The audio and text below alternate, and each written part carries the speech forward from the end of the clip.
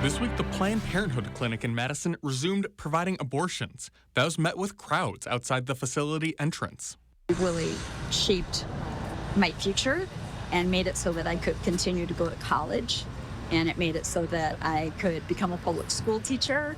And it made it so that I could become a parent at 40, which is when I wanted to become a parent. Procedures also resumed in Milwaukee, which drew a crowd of supporters and protesters. We're here to try to stop and make awareness of what's going on inside that building. And we're joined now by the president of Planned Parenthood Wisconsin, Tanya Atkinson. And thanks so much for joining us.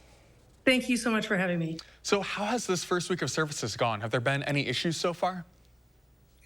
Well, the first week of services have gone very well. And when we announced on Thursday that we would be opening appointments again, in 24 hours, our appointments were filled in both locations. And so I think that really underscores the need for this critical health care.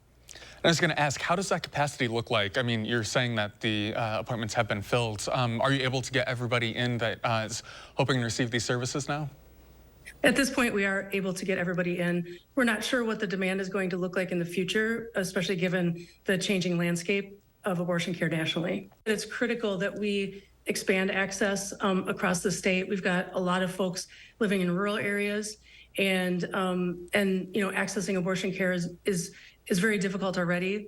I would also underscore that in suspending abortion services, not just Planned Parenthood, but all the other healthcare providers that were providing abortions across the state, it really had an effect on our medical students and on future medical students.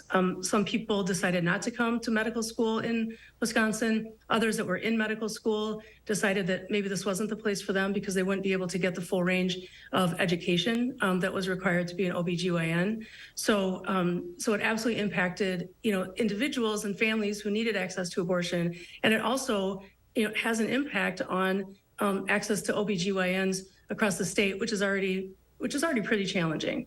Yeah, and I want to turn now to a legal question. In Wisconsin right now, we don't have a ruling on the state's abortion law. There is an ongoing lawsuit, and a Dane County judge indicated in July that she does not think Wisconsin's abortion ban applies to consensual abortions. Rather, it makes the ban, makes feticides illegal under that ban. So we haven't seen a final ruling in that case yet, but we could see a decision later this fall. So why is now the right time for your organization to start resuming these services?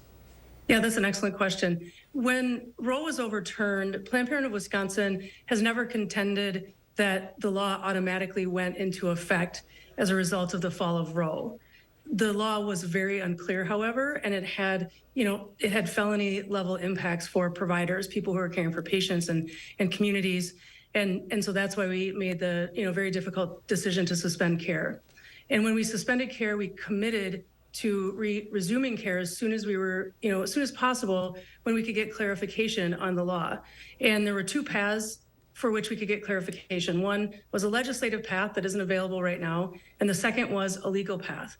So when the Dane County when the Dane County judge made it very clear twice that the statute does not apply to voluntary abortion, that was the clarification we needed. Worked with legal teams, worked with physicians, worked with stakeholders, and we are very confident in our decision to resume care under the judge's rulings.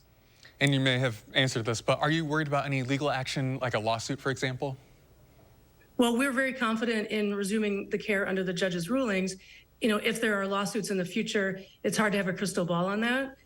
We received the clarification we needed to resume care as soon as we were able to. Now, Planned Parenthood has 3 clinics around the state, Madison, Milwaukee, and Sheboygan. The DAs for those first 2 sites have said that they will not enforce that ban, with Sheboygan essentially being kind of the holdout. So what's the future of services at that clinic in Sheboygan? Right, thank you. So Planned Parenthood has 22 health centers across the state. And of the 22 health centers, 1 in Milwaukee, 1 in Madison, and 1 in Sheboygan provide abortion care. The health center in Sheboygan provides medication abortion care only, as well as the other range of health services that we provide. So we were able to open Madison and Milwaukee. Sheboygan, we're still working on the logistics of ensuring we have providers that can, enough providers to open a meaningful number of schedules for people to receive care.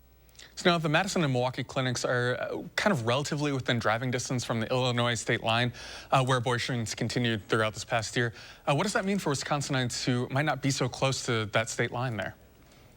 Well, that's an excellent question. And even before Roe fell, it was very difficult to access abortion in Wisconsin because of the litany of abortion restrictions we have on our books.